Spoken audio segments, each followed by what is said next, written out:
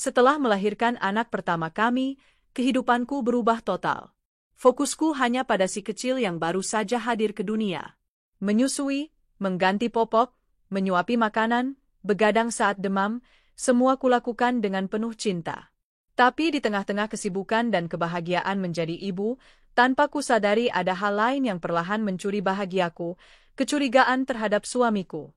Rino, suamiku, awalnya tampak sangat mendukung. Ia dengan sukarela mengambil alih pengelolaan bisnis properti milikku agar aku bisa fokus merawat anak. Kamu istirahat saja dulu, sayang. Urusan tanah dan rumah biar aku yang urus, katanya waktu itu. Aku mengangguk, merasa beruntung memiliki suami yang begitu pengertian. Bisnis properti itu adalah warisan dari almarhum ayahku, dan selama ini aku yang mengelolanya. Tapi karena Rino juga cukup memahami dunia bisnis, aku percaya padanya. Apalagi aku juga mempercayakan manajemen pemasaran ke temanku sendiri, Livia. Kami bertiga jadi seperti tim. Aku di belakang layar, Rino sebagai pengelola, dan Livia sebagai marketing lapangan. Tapi semuanya mulai terasa berbeda 3 bulan setelah aku melahirkan. Rino makin jarang di rumah. Bahkan jika sedang tidak keluar kota, dia lebih banyak menghabiskan waktu di kantor atau mengecek proyek di lapangan. Setiap kali kutanya, jawabannya selalu sama, ini buat masa depan anak kita, sayang.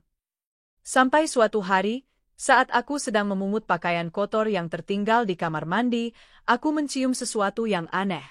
Bukan bau tidak sedap, sebaliknya, bau parfum wanita yang sangat familiar. Aku mendekatkan kemeja Rino ke hidungku. Aromanya manis, elegan, dengan sedikit sentuhan vanila. Aku mengenal parfum itu. Itu parfum Livia.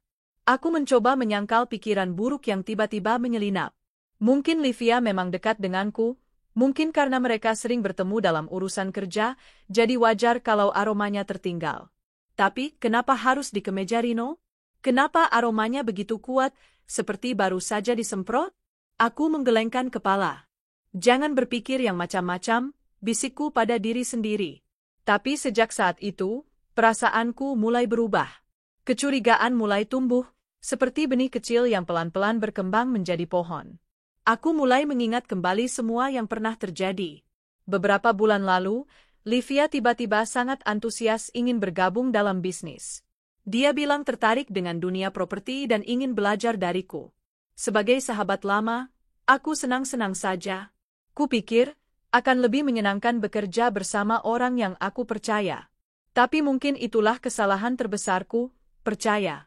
Kecurigaanku makin kuat ketika Rino mulai menolak kehadiranku saat ada jadwal survei lokasi dengan Livia. Kamu kan sibuk urus anak. Nanti capek, sayang, ujarnya sambil tersenyum, tapi tak seperti biasanya, kali ini senyum itu terasa palsu. Setiap kali aku menawarkan diri ikut, selalu ada alasan untuk melarang. Entah cuaca terlalu panas, lokasi terlalu jauh, atau jadwal yang mendadak berubah. Livia pun selalu menegaskan kalau tak apa-apa aku tidak ikut. Aku dan Rino sudah cukup kok, kamu istirahat saja, nah, katanya waktu itu. Lalu tertawa kecil sambil menepuk pundakku. Tawa itu, tiba-tiba terdengar mengejek di telingaku. Aku pun mulai mengamati mereka. Saat mereka bicara, ada bahasa tubuh yang membuat dadaku sesak. Tatapan mata, gerakan tangan yang terlalu santai, atau cara mereka saling menyebut nama yang terdengar begitu akrab. Tapi semua itu masih samar, tak ada bukti nyata. Sampai suatu hari, saat Rino pulang malam dari cek lokasi proyek, ia langsung masuk kamar mandi. Aku pun memberanikan diri mengecek ponselnya yang ia tinggal di meja makan. Ponselnya tak dikunci. Di galeri foto, aku temukan gambar rumah-rumah yang sedang dipasarkan. Tapi di antara itu, ada satu foto yang membuat napasku tercekat. Foto selfie mereka berdua, Rino dan Livia, di dalam salah satu rumah kosong yang seharusnya sedang dipasarkan. Latar belakang menunjukkan ruang tamu rumah itu. Pakaian mereka terlihat santai. Terlalu santai. Dan senyum mereka, terlalu intim untuk sekadar rekan kerja. Tapi tetap saja, aku diam. Aku tutup galeri, kuletakkan ponsel kembali ke tempat semula. Aku tak ingin langsung meledak. Aku tak ingin menjadi wanita yang berteriak histeris atau menangis di hadapan mereka. Aku ingin tahu lebih banyak. Aku ingin memastikan, dan pada saat yang tepat, aku akan membalas. Beberapa hari kemudian, aku mulai mengatur strategi. Aku pura-pura kembali sibuk dengan bayi dan rumah. Aku tunjukkan pada Rino bahwa aku mempercayainya sepenuhnya. Tapi diam-diam aku mulai menghubungi beberapa staf lama ayahku yang dulu bekerja di bagian legal dan keuangan bisnis properti kami. Aku mulai mengecek ulang semua dokumen, alur keuangan, dan kepemilikan properti. Aku ingin tahu, apa saja yang sudah mereka ambil dariku? Rino tak tahu bahwa seluruh aset atas nama siapa. Ia pikir karena aku tak aktif lagi, aku menyerahkan semuanya. Padahal aku masih pemilik sah, dan semua dokumen legal atas namaku. Aku mulai merasa tenang. Jika dugaan itu benar, aku bisa mengambil semuanya kembali. Malam itu, aku kembali mencium wangi parfum Livia di kemeja Rino. Aku sudah tak terkejut lagi. Kali ini, aku hanya tersenyum sambil menatap anakku yang sudah tidur di sampingku. Tenang, nak, bisikku.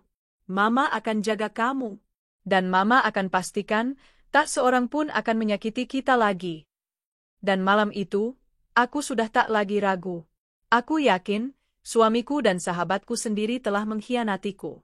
Setelah malam itu, aku tak lagi menyangkal. Sesuatu memang terjadi di balik punggungku. Aku hanya belum tahu seberapa dalam luka yang mereka ciptakan. Tapi satu hal yang pasti, aku tidak akan menjadi wanita bodoh yang hanya menangis di pojok kamar. Aku akan menyusun rencana. Diam-diam. Tanpa mereka tahu. Pagi itu, seperti biasa Rino berangkat lebih awal. Ia mencium keningku dan membisikkan, doakan aku ya, sayang. Hari ini banyak klien yang harus kuhadapi. Aku tersenyum kecil. Iya, hati-hati. Senyum yang kutahan agar tidak berubah menjadi cemooh. Doa yang kupanjatkan hanya dalam hati, semoga semua sandiwaramu segera terbongkar. Setelah ia pergi, aku duduk di meja makan. Sambil menyuapi anakku yang mulai cerewet minta bubur, pikiranku terus berputar. Aku mengingat kembali setiap detail yang mencurigakan. Beberapa minggu lalu, Rino pernah pamit untuk perjalanan dinas selama 3 hari keluar kota, katanya survei tanah untuk proyek baru. Tapi aku tahu, proyek itu tidak ada dalam jadwal. Aku tahu karena aku masih punya akses ke sistem data properti milikku. Aku memang tampak seperti ibu rumah tangga biasa sekarang, tapi aku bukan wanita bodoh. Setelah menidurkan anakku siang itu, aku kembali ke laptop lama yang biasa kugunakan saat masih aktif mengelola bisnis. Semua akun masih bisa kuakses. Aku membuka laporan keuangan, data proyek, bahkan rekam data karyawan. Aku mulai mencatat nama-nama rumah yang digunakan sebagai aset jual, rumah mana yang belum laku, mana yang sepi kunjungan. Tapi yang membuatku tercekat adalah laporan kunjungan lapangan. Beberapa rumah yang sudah tidak diiklankan, ternyata masih sering dikunjungi Rino dan Livia, setidaknya 2-3 kali dalam seminggu. Apa mereka pikir aku tidak akan mengecek semua ini? Gumamku lirih. Yang lebih menyakitkan lagi, beberapa nota pengeluaran pribadi Livia tercatat di pembukuan kantor. Seolah-olah semua kebutuhan pribadinya dianggap bagian dari promosi. Makan di restoran mahal, spa, bahkan penginapan, semuanya atas nama perusahaan. Padahal aku tahu, itu bukan untuk klien. Itu untuk kesenangan mereka sendiri. Aku mulai menyusun file bukti. Semua kwitansi, laporan keuangan mencurigakan, bahkan tangkapan layar dari foto-foto mesra yang tersembunyi di galeri Rino. Setiap malam, saat Rino sudah tidur, aku mengumpulkan semuanya. Dan setiap pagi, aku kembali bersikap manis seolah tidak tahu apa-apa. Ia pikir aku terlalu sibuk menjadi ibu. Tapi diam-diam, aku sedang belajar menjadi detektif. Sore itu, aku menghubungi orang kepercayaanku, Pak Salim, mantan asisten ayahku yang kini membuka kantor hukum kecil. Kupanggil dia ke rumah. Pak Salim, saya butuh bantuan. Tapi tolong, ini jangan sampai bocor ke siapapun. Termasuk ke Rino, kataku serius. Beliau mengangguk tenang. Tentu, Nona. Katakan saja. Aku menceritakan semuanya. Tentang Rino, tentang Livia, tentang kecurigaanku dan semua bukti yang sudah kukumpulkan. Pak Salim tampak terkejut, tapi ia tidak menyepelekan ceritaku. Kami bisa siapkan surat kuasa penuh untuk pengalihan kontrol. Juga surat pemutusan kerja, dan jika perlu, pembekuan rekening operasional, katanya sambil mencatat. Aku mengangguk. Saya ingin semua hak saya kembali, tanpa menyentuh jalur kekerasan. Tapi saya ingin mereka tahu rasanya dikhianati. Hari-hari berikutnya, aku semakin lihai menyembunyikan emosi. Aku bahkan mengizinkan Rino dan Livia menginap di luar kota untuk proyek klien besar. Mereka tampak bahagia, mungkin karena merasa bebas. Namun tanpa mereka tahu, aku sudah mengatur semuanya. Aku mengunjungi rumah-rumah aset yang sering mereka datangi. Aku minta tukang kebun dan penjaga rumah untuk diam dan mengganti gembok. Bahkan aku pasang CCTV kecil tersembunyi di beberapa titik strategis, cukup untuk mengawasi siapa yang masuk dan keluar. Dan benar saja. Beberapa hari kemudian, aku mendapat rekaman video dari rumah yang berada di kawasan perumahan elit yang sedang kami jual. Di sana terlihat jelas Livia membuka pintu, masuk dengan santai, lalu beberapa menit kemudian, Rino datang menyusul.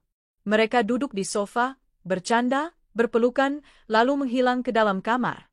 Tanganku gemetar saat melihatnya. Bukan karena kaget, tapi karena aku sudah menduga. Sekarang semuanya jelas. Aku menangis, ya, aku akui, tapi bukan karena patah hati, melainkan karena lega. Lega bahwa instingku benar. Lega bahwa aku bisa membuktikannya. Lega karena aku akan segera membalas mereka dengan cara yang elegan. Malamnya, saat Rino pulang, aku menyambutnya seperti biasa. Capek ya, sayang, sapaku lembut sambil membawakan air hangat. Iya, hari ini panjang banget. Klien banyak permintaan, katanya sambil mengusap lehernya. Lalu tiba-tiba mencium pipiku, seolah tak terjadi apa-apa. Padahal di tas bajunya, aku tahu masih ada bekas parfum Livia. Aku hanya tersenyum kecil. Semoga lancar ya semuanya. Lalu kutatap matanya. Lama. Untuk sesaat, dia tampak gugup. Tapi cepat-cepat menunduk dan pura-pura memeriksa ponselnya. Kamu kenapa liatin aku gitu? Aku tersenyum lebih lebar. Enggak, cuma bersyukur aja. Punya suami pekerja keras. Rino tertawa kecil. Ah, kamu bisa aja. Dalam hati aku bergumam, nikmatilah selagi kamu bisa tertawa, karena tak lama lagi semua akan berubah. Beberapa hari kemudian, saat mereka kembali pamit untuk perjalanan dinas, aku bahkan membantu menyiapkan koper Rino. Kupastikan semua berjalan lancar. Mereka pikir aku tak tahu apa-apa. Padahal, kali ini justru mereka yang masuk ke dalam jebakanku. Begitu mereka pergi, aku langsung menghubungi Pak Salim. Pak, waktunya. Dan hari itu, segalanya mulai bergerak. Surat pemecatan sudah siap. Rekening operasional bisnis diblokir. Akses digital semua dialihkan ke tanganku. Email kantor Rino dinonaktifkan. Semua gembok rumah properti diganti. Karyawan baru sudah dilatih dan siap menggantikan. Aku duduk di ruang tamu sambil menggendong anakku yang tertidur di pelukanku. Sebentar lagi, nak, semua akan selesai. Dan kita akan hidup tenang. Tanpa kebohongan. Pagi itu langit tampak begitu cerah. Sinar matahari menembus kaca jendela rumahku, membuat segala yang terlihat menjadi lebih terang. Tapi tidak dengan hatiku. Hari itu aku tahu, aku akan menyaksikan langsung pengkhianatan terbesar dalam hidupku. Rino dan Livia baru saja berangkat pagi-pagi sekali. Mereka bilang akan survei lahan di luar kota dan bermalam di sana. Aku hanya mengangguk dan mengantar Rino sampai pintu. Ia sempat mencium keningku dan mengelus kepala anak kami sebelum melangkah ke mobil. Jaga diri baik-baik ya, sayang, katanya. Aku menatap matanya lama, lalu menjawab pelan, kamu juga.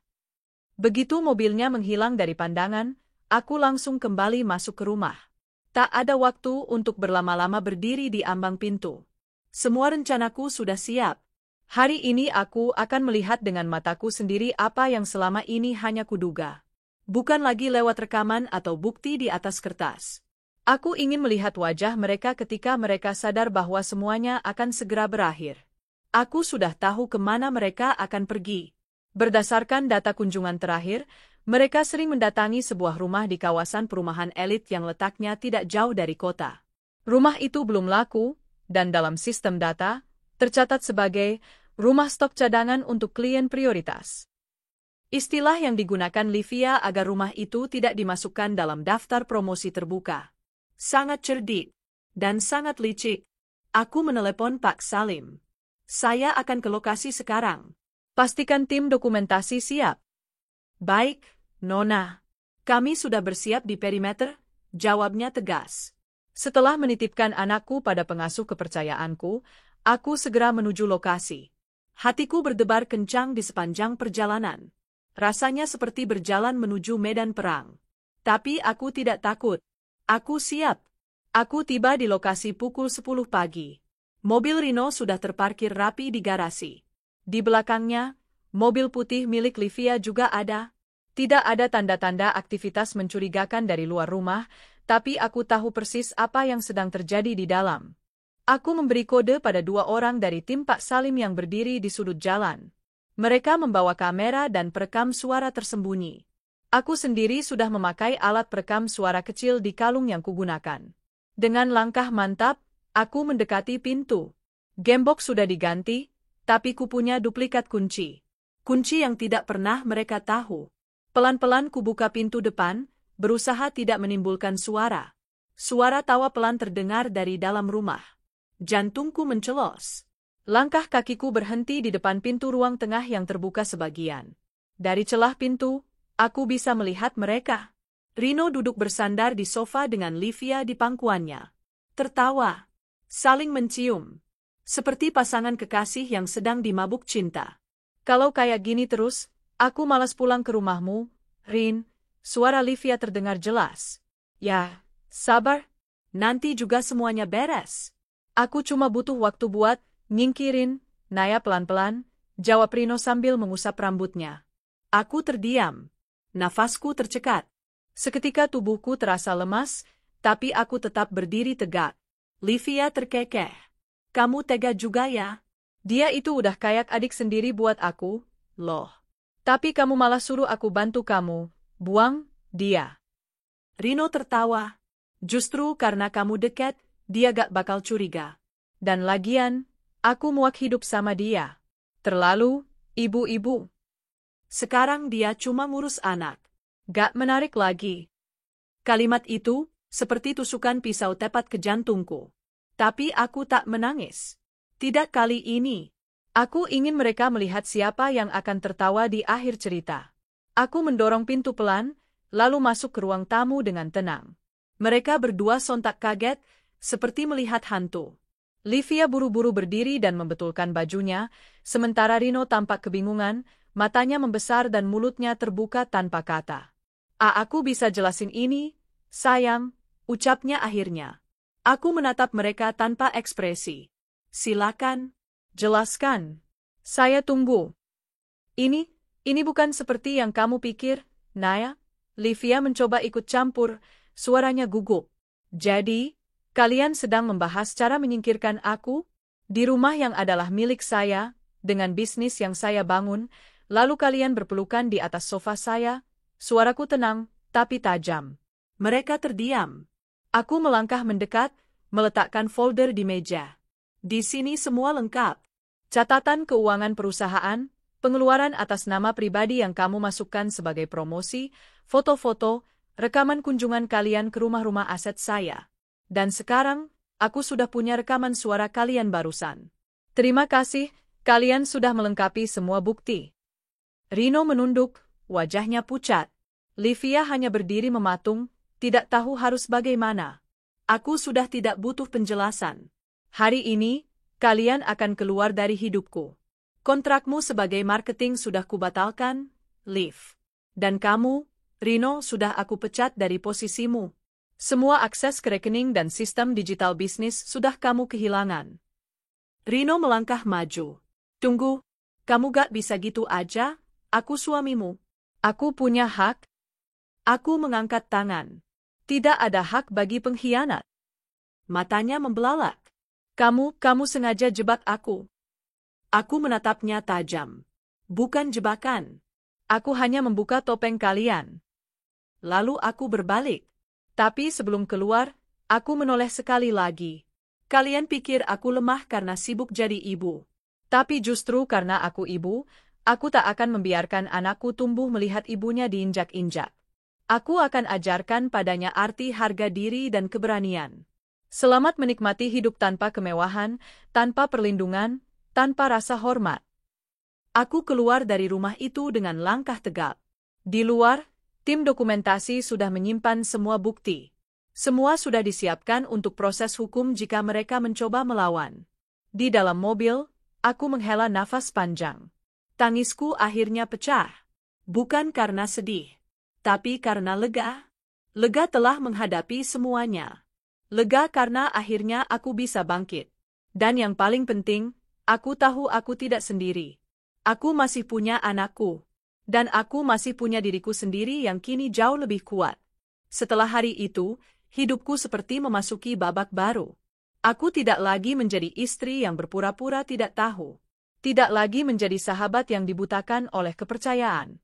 Hari itu, aku membuang semua rasa iba, semua kenangan yang selama ini kujaga rapat-rapat di dalam hati. Yang tersisa hanyalah kenyataan, aku telah dikhianati oleh dua orang yang paling aku percaya. Yang membuatku geli adalah, mereka pikir aku tidak tahu. Setelah pertemuan terakhir di rumah aset itu, aku memang tidak pulang bersama Rino. Aku kembali lebih dulu, naik mobil berbeda. Aku tahu, mereka berdua pasti panik, pasti sedang menyusun kebohongan baru. Tapi aku sengaja memberi mereka waktu. Aku ingin melihat seberapa jauh mereka berani menipuku lagi, seolah aku tak tahu apa-apa. Dan benar saja, malam harinya Rino pulang ke rumah dengan wajah paling polos yang pernah kulihat. Ia duduk di sofa, bersikap manis, bahkan membawakanku oleh-oleh kecil yang aku yakin dibeli Livia. Mungkin mereka sempat mampir belanja bersama sebelum pulang. Bagiku, sikap Rino malam itu tidak ubahnya seorang aktor sinetron yang sedang memerankan suami ideal. Tapi aku duduk di hadapannya, tersenyum lembut, dan ikut bermain dalam sandiwara yang ia ciptakan. "Kamu ngapain hari ini?" tanyanya sambil menggenggam tanganku. Aku? Ya biasa. Ngurus anak, beberes rumah, dan mikir masa depan, jawabku pelan sambil menatap matanya. Ia tertawa. Mikir masa depan? Kayak apa tuh? Aku mengangguk ringan. Ya, masa depan kita. Masa depan bisnis. Masa depan anak kita. Kamu nggak mikirin? Rino tertawa canggung. Ya mikir dong, pasti mikir. Aku hanya tersenyum. Dalam hati aku bergumam, kamu pikir aku bodoh? Tunggulah. Masa depan yang kamu kira akan kamu kuasai, justru akan berbalik menusukmu. Malam itu aku biarkan dia tidur di sampingku, tanpa tahu bahwa semua aksesnya ke perusahaan sudah mati. Semua rekening yang biasa ia gunakan, sudah diblokir. Bahkan kartu ATM pribadinya yang dulu aku bantu urus, sudah kuputuskan aksesnya. Ia akan segera merasakan akibat dari semua pengkhianatan yang selama ini ia sembunyikan. Keesokan harinya, Rino bangun lebih pagi. Ia mandi, berpakaian rapi, lalu bersiap ke kantor seperti biasa. Aku ikut menyiapkan sarapan, lagi-lagi dengan senyuman penuh sandiwara. Ia mencium pipiku sebelum berangkat dan berbisik, "Doakan aku ya, sayang. Hari ini ketemu klien penting." Aku mengangguk. "Pasti. Semoga lancar ya." Beberapa jam kemudian, teleponku berdering. Nomor Rino. Aku diamkan. Tak lama, pesan WhatsApp masuk. "Naya, kenapa semua akses kantorku ditolak? Aku nggak bisa login, ATM juga nggak bisa dipakai. Kamu tahu apa-apa?" Aku hanya menatap pesan itu, lalu mematikan ponsel. Hari ini, aku butuh ketenangan. Bukan untuk menghadapi amarahnya, tapi untuk menyusun langkah ke depan. Sementara itu, di luar dugaanku, Livia mulai berkicau. Mungkin karena panik, atau mungkin karena merasa semuanya telah runtuh, dia menghubungiku lewat akun Instagram baru, karena semua kontak dan nomornya sudah kublokir. Nah, aku mau jelasin. Sumpah, semua ini nggak seperti yang kamu pikir. Aku cuma kebawa suasana. Aku gak pernah berniat nyakitin kamu. Aku tertawa kecil saat membaca pesannya. Kebawa suasana? Aku ingin membalas dengan kata-kata kasar, tapi aku memilih diam. Diam yang menyakitkan jauh lebih kejam daripada cacian. Diam yang membuat mereka merenung, memikirkan setiap kesalahan yang mereka buat. Hari-hari berikutnya, aku mulai mengatur ulang semuanya. Kantor dibereskan. Tim baru dikumpulkan. Aku memilih anak-anak muda yang jujur dan berdedikasi untuk menggantikan posisi Rino dan Livia. Bahkan beberapa rekan kerja lama yang dulu mundur karena tekanan dari Rino, kuajak kembali. Bisnis perlahan mulai pulih. Bahkan dalam 1 bulan, kami berhasil menjual 3 unit rumah yang selama ini mandek di pasaran. Timku bekerja dengan semangat baru, karena mereka tahu, kali ini bisnis ini benar-benar kembali ke tangan pemiliknya. Sementara itu, kabar tentang Rino menyebar di antara kolega. Banyak klien mundur karena tahu dia sudah tidak lagi menjadi bagian dari perusahaan. Ia mencoba mendekati beberapa investor, tapi semua sudah aku beritahu melalui jalur hukum bahwa dia tidak lagi berwenang. Ia benar-benar kehilangan pijakan. Suatu malam, saat aku sedang menidurkan anakku, pintu rumah diketuk keras. Aku turun pelan, membukakan pintu. Rino berdiri di sana, wajahnya kacau, rambutnya berantakan, dan matanya merah seperti baru saja menangis. Naya, tolong jangan gini. Aku masih suami kamu. Aku berdiri di ambang pintu, menatapnya tanpa senyum. Dulu aku suamimu juga, Rin. Tapi kamu hancurkan aku. Ia terisak. Aku hilaf, nah. Aku salah. Tapi jangan ambil semua. Aku nggak punya apa-apa sekarang. Aku menarik napas dalam-dalam. Itu harga yang pantas untuk seorang pengkhianat. Dan satu hal lagi, kamu bukan kehilangan karena aku mengambilnya. Kamu kehilangan karena kamu menyerahkan semuanya ke tangan wanita lain dan menginjak perempuan yang paling percaya padamu. Ia terduduk di lantai, menangis seperti anak kecil. Tapi aku tetap berdiri. Tak ada belas kasihan tersisa di hatiku. Mungkin dulu, aku akan merasa kasihan. Tapi kini, air matanya tak menggetarkan hatiku sedikit pun. Aku menutup pintu pelan. Aku sudah selesai menjadi korban. Dan sejak saat itu, aku tidak pernah membuka pintu itu lagi untuknya. Beberapa hari kemudian, aku menerima kabar bahwa Livia meninggalkan kota. Mungkin karena malu. Atau mungkin karena merasa tidak punya tempat lagi setelah semua hubungan bisnisnya kuputus. Tak ada permintaan maaf.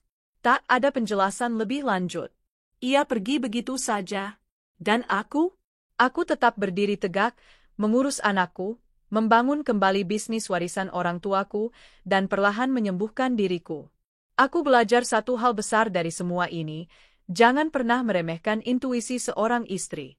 Dan yang paling penting, aku tahu aku mampu. Bahkan saat semua orang yang kupercaya menjatuhkanku, aku tetap bisa bangkit. Karena pada akhirnya, luka tidak membuatku lemah, tapi membentukku jadi lebih kuat. Sudah hampir 2 bulan sejak hari itu, hari di mana aku menutup pintu rumah dan sekaligus menutup satu babak penuh kebohongan dalam hidupku. Selama itu pula aku tak lagi berkomunikasi dengan Rino ataupun Livia. Semua akses mereka ke dalam hidupku telah kukunci rapat-rapat. Mereka tak lagi punya kuasa atas bisnis, atas uang, atas rumah, bahkan atas keberadaanku. Dan aku pun merasa bebas. Kini aku menjalani hidupku dengan cara yang baru. Bukan sebagai istri yang terikat pada rumah tangga yang hampa, tapi sebagai seorang ibu sekaligus pemilik bisnis yang bangkit dari pengkhianatan. Setiap pagi aku terbangun bukan dengan rasa lelah atau luka, tapi dengan semangat untuk membuktikan bahwa aku bisa berdiri sendiri. Ayah kemana, Ma? Tanya anakku suatu pagi saat sedang sarapan. Aku menatap wajah kecilnya yang polos. Tatapannya lugu, tapi ada rasa kehilangan di dalamnya. Aku tahu, cepat atau lambat, aku harus memberinya penjelasan. Papa sedang jauh, sayang. Mama dan kamu sekarang saling jaga, ya? Ia mengangguk kecil, lalu melanjutkan makan. Air mataku hampir tumpah, tapi ku tahan. Aku tak boleh lemah di hadapannya. Aku harus jadi contoh tentang kekuatan dan keteguhan. Di sisi lain, kabar tentang kejatuhan Rino mulai tersebar. Banyak rekan bisnis yang dulu menghormatinya mulai menjauh. Setelah kehilangan akses ke dana dan legalitas, ia mencoba memulai usaha kecil-kecilan, tapi semua usahanya gagal. Beberapa klien lama bahkan melaporkannya karena merasa tertipu. Aku tahu karena beberapa dari mereka menghubungiku, menyampaikan keluhan, memintaku turun tangan. Tapi aku sudah tidak mau ikut campur. Urusan Rino kini bukan lagi urusanku. Ia sudah membuat jalannya sendiri, dan sekarang ia harus menanggung akibatnya. Suatu hari, aku mendapat kiriman surat. Tulisan tangan di amplop itu sangat familiar. Hatiku langsung tahu, itu dari Rino. Naya, aku tahu aku tak pantas lagi menulis padamu. Tapi aku benar-benar minta maaf. Aku kehilangan semuanya, uang, pekerjaan, dan sekarang bahkan Livia meninggalkanku. Dia pergi karena dia tak tahan hidup tanpa kemewahan.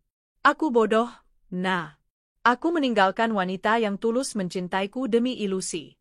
Tolong, beri aku kesempatan untuk memperbaiki semuanya. Aku rela mulai dari nol, asal aku bisa kembali jadi ayah bagi anak kita. Aku bersedia menandatangani apapun yang kamu minta. Maafkan aku. Tanganku gemetar saat membaca surat itu. Bukan karena sedih, tapi karena aku merasa muak. Setelah menghancurkan kepercayaanku, sekarang dia datang sebagai pecundang, merengek meminta maaf. Aku tak langsung membalas. Tapi beberapa hari kemudian, Rino datang langsung ke kantor. Ia tampak lebih kurus, wajahnya kusam, pakaian lusuh. Penjaga keamanan kantor sempat melarangnya masuk, tapi aku memutuskan untuk menemuinya. Bukan karena ingin mendengar permohonan maafnya, tapi karena aku ingin dia melihat dengan mata kepalanya sendiri, perempuan yang dulu ia remehkan kini memimpin dengan kepala tegak. Kami duduk di ruang rapat. Rino menunduk hampir sepanjang waktu. Terima kasih sudah mau ketemu aku, katanya pelan. Aku menatapnya tajam. Apa yang kamu inginkan? Aku cuma mau minta kesempatan. Bukan untuk kembali. Aku tahu kamu gak akan bisa percaya lagi. Tapi aku mau lihat anak kita. Aku gak minta apa-apa, cuma itu. Aku menghela napas. Setelah kamu hancurkan hidupku, kamu pikir aku bisa dengan mudah membiarkanmu mendekati anak kita. Rino tampak tersentak. Aku salah, nah. Tapi aku tetap ayahnya. Sayangnya, kamu bahkan gagal jadi suami. Jangan harap bisa langsung ambil peran sebagai ayah. Ia terdiam. Aku melanjutkan, kau tahu apa yang paling menyakitkan dari semua ini? Bukan karena kamu berselingkuh. Tapi karena kamu menghancurkan kepercayaan yang kubangun bertahun-tahun. Kamu pikir aku bodoh. Kamu dan Livia menjadikanku bahan permainan. Tapi lihat sekarang, siapa yang berdiri, siapa yang terpuruk. Rino menunduk, tak sanggup menatap mataku. Wajahnya pucat. Kalau kamu benar-benar ingin bertanggung jawab, lanjutku, aku akan izinkan kamu bertemu anak kita. Tapi hanya di bawah pengawasan. Dan hanya jika kamu memperbaiki hidupmu. Kalau kamu cuma datang membawa rasa kasihan, jangan harap aku luluh. Rino mengangguk. Terima kasih, itu lebih dari cukup. Aku berdiri, menyudahi pertemuan. Sebelum keluar ruangan, aku menoleh sekali lagi. Satu hal yang perlu kamu ingat, Rino. Aku bisa memaafkanmu suatu hari nanti. Tapi aku tak akan pernah melupakan apa yang kamu lakukan. Dan aku tak akan pernah mengizinkanmu menyakiti kami lagi. Setelah pertemuan itu, aku merasa lega. Aku telah menghadapinya. Tanpa teriakan, tanpa air mata. Aku menutup babak itu dengan ketegasan, bukan kelemahan. Sementara itu, Livia benar-benar menghilang. Kabar terakhir yang kudengar, ia pindah ke kota lain dan mencoba peruntungan sebagai agen properti lepas.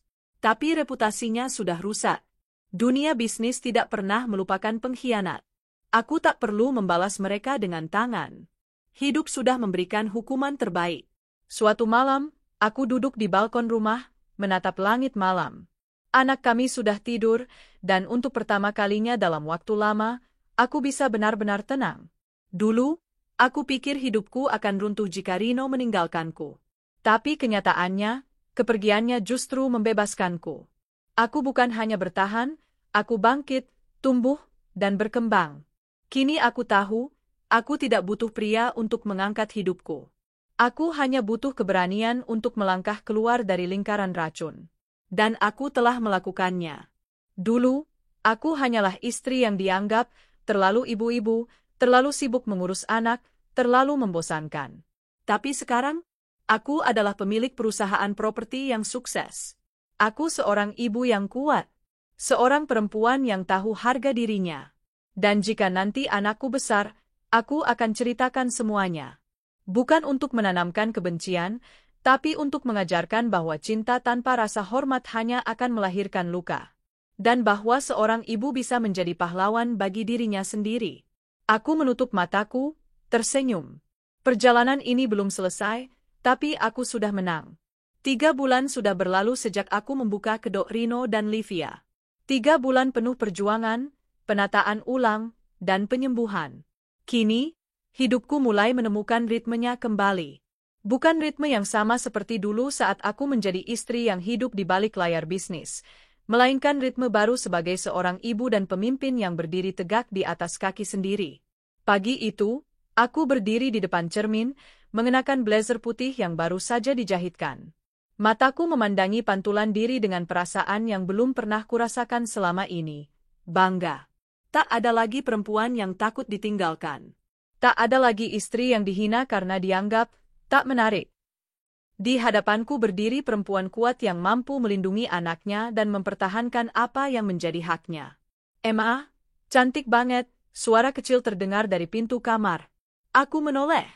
Anak laki-lakiku berdiri di ambang pintu, tersenyum lebar sambil menggenggam boneka kecil yang selalu ia bawa tidur. Aku tersenyum, lalu jongkok dan memeluknya erat. Terima kasih, Nak. Mama cantik karena kamu alasan Mama kuat. Hari itu, aku menghadiri rapat besar perusahaan properti warisan orang tuaku. Ini pertama kalinya aku memimpin rapat utama sejak aku kembali mengambil alih semuanya. Para investor, mitra kerja, dan jajaran direksi baru hadir dalam ruangan besar yang dulu selalu kudatangi bersama Rino. Kini, aku duduk sendiri di kursi paling depan, dan itu tidak membuatku takut. Rapat berjalan lancar. Beberapa orang bahkan menyatakan kekaguman karena dalam waktu singkat aku bisa membawa perusahaan kembali stabil. Penjualan meningkat, pengelolaan proyek lebih tertib, dan tim baru yang aku bentuk bekerja dengan penuh integritas. Di penghujung rapat, salah satu investor utama, Pak Adrian, mengangkat tangannya. Bu Naya, katanya, saya hanya ingin mengatakan bahwa saya kagum. Banyak orang bisa mengelola perusahaan saat semuanya baik-baik saja. Tapi tidak semua orang bisa menyelamatkan bisnis saat berada di ujung kehancuran, lalu membuatnya bangkit. Anda sudah melakukan itu. Terima kasih karena telah menunjukkan kepemimpinan yang luar biasa. Ruangan riuh oleh tepuk tangan. Aku tersenyum dan mengangguk pelan. Di balik semua pujian itu, ada air mata yang telah kutahan berbulan-bulan. Tapi hari itu, bukan air mata kesedihan, melainkan rasa syukur. Seiring berjalannya waktu, hidup Rino semakin merosot. Aku tahu karena beberapa karyawan lama yang pindah ke tempat lain masih sesekali mengabariku. Rino kini tinggal di sebuah rumah kontrakan kecil. Livia meninggalkannya tanpa kabar. Ia sempat mencoba menawarkan jasa sebagai konsultan properti, tapi karena reputasinya sudah hancur, tak ada yang mempercayainya. Sesekali ia mengirim pesan. Bukan untuk mengemis cinta, tapi lebih sering memohon agar diizinkan menemui anaknya. Aku masih menimbang, karena aku tak ingin anakku mengalami luka yang sama. Tapi sebagai seorang ibu, aku juga tak ingin anakku tumbuh tanpa tahu siapa ayah kandungnya. Sementara itu, tawaran bisnis datang dari berbagai arah. Salah satu perusahaan properti besar di Jakarta bahkan mengundangku sebagai pembicara di seminar kewirausahaan untuk perempuan. Awalnya aku ragu, tapi kemudian aku sadar, mungkin ini saatnya membagikan ceritaku, bukan sebagai korban, tapi sebagai inspirasi. Di seminar itu, aku berdiri di atas panggung mengenakan gaun coklat muda yang elegan. Rambutku disanggul sederhana, dan suara hatiku mengalir dalam setiap kalimat yang kuucapkan. Saya berdiri di sini bukan karena saya tidak pernah jatuh, kataku pelan, tapi karena saya pernah dihancurkan, dan saya memilih untuk tidak tinggal di bawah puing-puing itu. Para peserta terdiam, menyimak setiap kata. Kadang orang yang paling kamu percaya akan menjadi orang pertama yang menusukmu dari belakang. Tapi ingat, kita selalu punya pilihan, bertahan sebagai korban, atau bangkit sebagai pemenang. Tepuk tangan menggema saat aku menutup sesi itu. Banyak perempuan mendatangiku setelahnya, memeluk, menangis, bercerita tentang luka mereka sendiri. Aku sadar, aku tidak sendiri. Banyak perempuan yang mengalami pengkhianatan, tapi tak tahu bagaimana harus bertindak. Dan mungkin, dengan ceritaku, mereka mendapat kekuatan baru. Beberapa minggu setelah itu, aku duduk di ruang tamu, membacakan buku untuk anakku yang kini semakin besar. Ponselku berbunyi. Nomor tak dikenal. Aku angkat. Halo? Suara di seberang agak berat, tapi sopan. Selamat sore, Ibu Naya. Saya Daniel, manajer properti dari PT Graha Mandala. Kami tertarik menjalin kerja sama pembangunan perumahan di tanah milik Anda di kawasan selatan. Apakah Ibu bersedia bertemu? Aku memintanya mengirimkan proposal, lalu menjadwalkan pertemuan. 2 hari kemudian, pria itu datang ke kantorku, tinggi, rapi, dan sangat profesional. Tapi yang membuatku sedikit terusik adalah tatapan matanya saat bicara, penuh hormat, tapi juga teduh. Selama pertemuan, kami bicara tentang angka, potensi lokasi, dan target penjualan. Tapi entah kenapa, di sela-sela pembicaraan, ada rasa nyaman yang perlahan tumbuh. Sesuatu yang sudah lama hilang dari hidupku. Setelah pertemuan itu, kami beberapa kali berkomunikasi untuk membahas proyek. Semakin sering bicara, aku semakin mengenalnya sebagai pribadi yang sabar, jujur, dan hangat. Tidak pernah sekalipun dia melewati batas, tapi caranya memperlakukan aku membuatku merasa dihargai sebagai perempuan, bukan hanya sebagai pebisnis.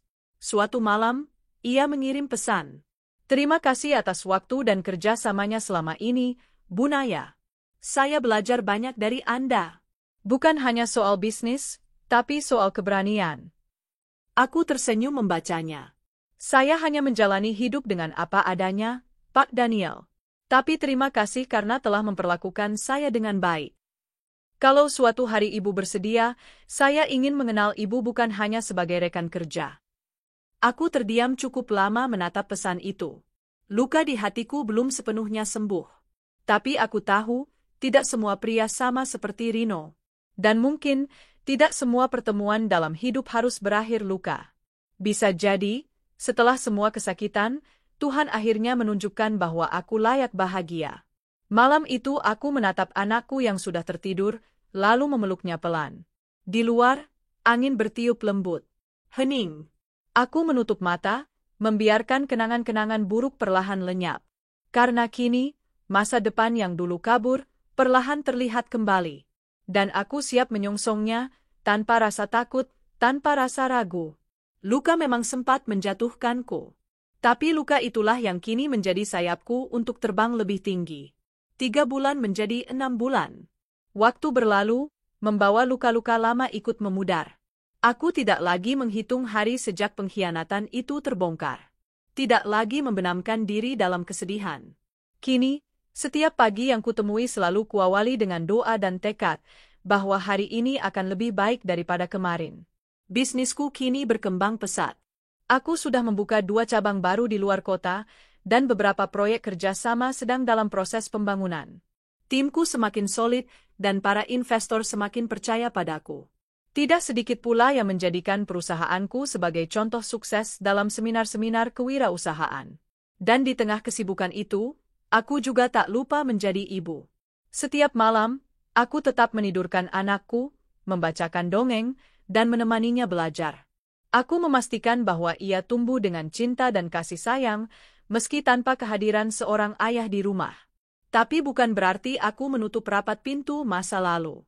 Suatu sore, saat hujan turun ringan, aku menerima surat dari pengacara Rino. Isinya adalah permintaan mediasi pertemuan keluarga, bukan untuk membahas harta, tapi untuk menyepakati hak kunjungan anak. Awalnya, aku sempat ingin menolak. Tapi aku sadar, meski aku membenci pengkhianatannya, anakku tetap punya hak untuk mengenal ayah kandungnya. Pertemuan itu berlangsung di tempat netral. Rino datang dengan penampilan jauh lebih sederhana daripada terakhir kali aku melihatnya. Tak ada lagi aura arogansi dalam dirinya. Yang kutemui hanyalah pria yang tampak lelah dan kehilangan segalanya. Kami duduk berhadapan, dengan pengacara masing-masing duduk di sisi kanan-kiri. Rino membuka pembicaraan dengan suara pelan. Naya, terima kasih sudah mau datang. Aku Aku nggak ingin merebut hak apapun. Aku cuma ingin bisa sesekali bertemu anak kita. Biar dia tahu bahwa aku ayahnya. Aku memandangi wajahnya. Tak ada lagi rasa cinta. Tak ada lagi benci. Yang tersisa hanya rasa netral, hampa, seolah hatiku sudah lama tidak menyimpan apapun tentangnya. Aku tidak keberatan, jawabku tenang. Tapi hanya dalam pengawasan. Aku tak ingin dia terluka. Rino mengangguk cepat. Aku setuju. Setelah itu, kami menandatangani kesepakatan di atas kertas. Pertemuan selesai dalam waktu singkat. Tak ada pelukan, tak ada air mata, dan tak ada lagi upaya memohon. Semuanya bersifat profesional. Dan sejak hari itu, Rino hanya datang sesekali, menengok anak kami selama 1-2 jam, kemudian pergi lagi. Aku melihat bagaimana anakku tetap ceria meski tak memiliki keluarga utuh. Karena yang ia butuhkan hanyalah cinta dan rasa aman, dan itu selalu aku berikan. Di sisi lain, kehidupanku perlahan mendapat warna baru. Daniel, rekan bisnis dari PT Graha Mandala, semakin dekat denganku. Awalnya semua murni urusan pekerjaan. Tapi seiring waktu, kami mulai berbagi cerita tentang masa lalu, tentang kegagalan, tentang harapan. Kami tidak pernah buru-buru. Bahkan ketika ia menyatakan rasa sukanya, ia melakukannya dengan sangat bijak. Naya, aku tahu kamu pernah terluka. Aku gak akan bilang aku bisa menyembuhkan semuanya. Tapi kalau kamu izinkan, aku ingin berjalan di sampingmu. Pelan-pelan. Tanpa beban. Tanpa paksaan. Waktu itu aku hanya tersenyum. Ada sesuatu dalam dirinya yang membuatku tenang. Bukan karena ia sempurna, tapi karena ia tidak mencoba menjadi apapun selain dirinya sendiri. Selama ini aku selalu mengira cinta harus datang dengan rasa berdebar dan romansa. Tapi ternyata, cinta yang sejati justru datang dalam bentuk rasa aman. Aku tak segera menjawab. Tapi aku tak menutup pintu. Malam itu, aku duduk di ruang keluarga, memandangi foto-foto lamaku. Foto saat aku masih bersama Rino, foto saat aku dan Livia masih bersahabat. Anehnya, aku tak merasa marah. Bahkan tak merasa sedih. Karena aku akhirnya sadar, semua yang terjadi, meski menyakitkan, telah membentukku menjadi perempuan seperti sekarang. Jika dulu aku tidak disakiti, mungkin aku masih terjebak dalam pernikahan yang palsu. Jika dulu aku tidak dikhianati, mungkin aku masih bergantung pada orang yang tak menghargai aku. Dan jika dulu aku tidak kehilangan, mungkin aku tidak pernah belajar arti keberanian dan kekuatan. Aku tersenyum, lalu menutup album foto itu. Hari ini, aku telah memaafkan. Bukan karena mereka pantas dimaafkan, tapi karena aku pantas hidup tenang. Beberapa bulan kemudian, perusahaanku menerima penghargaan sebagai salah satu pengembang properti terbaik tahun ini. Saat naik ke panggung untuk menerima plakat itu, aku mengenakan gaun biru tua sederhana, rambutku diikat rapi, dan di tanganku tergenggam tangan kecil anakku yang ikut menemaniku. Tepuk tangan menggema. Lampu sorot menyinari wajahku. Dan dalam hati, aku berkata, aku menang. Dengan caraku sendiri. Setelah turun dari panggung, Daniel menyambut kami dengan senyum bangga. Ia menatapku seolah aku adalah seseorang yang sangat ia hormati. Malam itu, ia mengantarku pulang. Di teras rumah, ia berhenti dan berkata pelan, kalau suatu saat kamu siap melangkah lagi, kamu tahu aku akan ada di sini. Tapi kalaupun tidak, aku tetap akan mendukungmu dari jauh. Aku tersenyum. Terima kasih. Mungkin, suatu hari nanti. Ia mengangguk pelan, lalu berpamitan. Kini, aku tak lagi mencari cinta untuk melengkapi hidupku. Karena aku telah menemukan bahwa yang paling penting adalah mencintai diri sendiri lebih dulu. Aku bahagia bersama anakku, bersama keluarga kecilku yang sederhana tapi penuh kehangatan. Aku tak lagi menyesali masa lalu. Aku tak lagi menghitung luka. Yang kulakukan hanyalah berjalan maju, menatap masa depan dengan hati yang utuh. Dan mungkin, kalau kelak anakku bertanya, kenapa mama bisa sekuat ini? Aku akan menjawab, karena mama pernah hancur. Tapi mama memilih untuk membangun ulang semuanya, dengan cinta, bukan dendam.